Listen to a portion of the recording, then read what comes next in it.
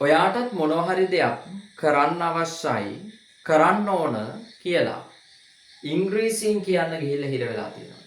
ඔයා ඒක දන්නේ නැතුව ඉඳලා තියෙනවා.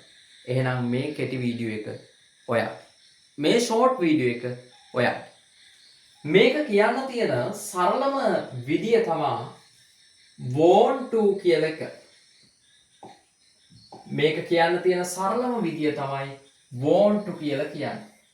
want to plus base verb. මේ I කියන කෙනාට ඕනම සබ්ජෙක්ට් එකක් දාගන්න පුළුවන්. අවශ්‍ය කෙනාව දාගන්න පුළුවන්.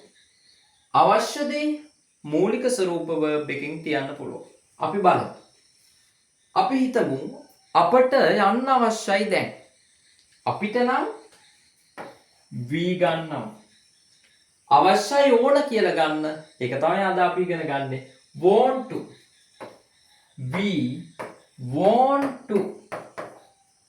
යන්නනේ. මොකද්ද verb එක? go. I want to go. දැන් නම් now. I want to go now.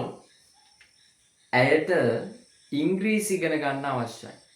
ඇය නම් සිංගියුලර් වෙනවනේ. ඇය නම් මොකද වෙන්නේ? සිංගියුලර් වෙනවා. එහෙනම් අපි මොකද කරන්නේ? she want කියන තැනට s අකුරක් ඇඩ් කරගන්න.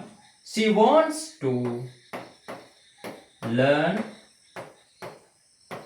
English. Learn English. She wants to learn English. දැක්කද වෙනස? සිංගියුලර් වුණොත් s අකුරක් ඇඩ් වෙනවා. ප්ලූරල් වුණොත් s අකුරක් ඇඩ් වෙන්නේ නැතුව තියෙනවා. එච්චරයි වෙනස. දැන් අපි මෙහෙම කියලා බලමු. මට නිදිය ගන්න අවශ්‍යයි දැන්. I want to sleep now.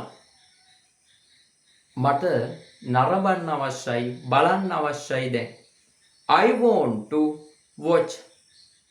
ඔයාටත් මේ වගේ අයිඩියා එකක් අවශ්‍යයි ඕන කියලා આવොත් ඔයත් මෙන්න මේ පැටර්න් එක පාවිච්චි කරලා කමෙන්ට් එකක් දාන්න.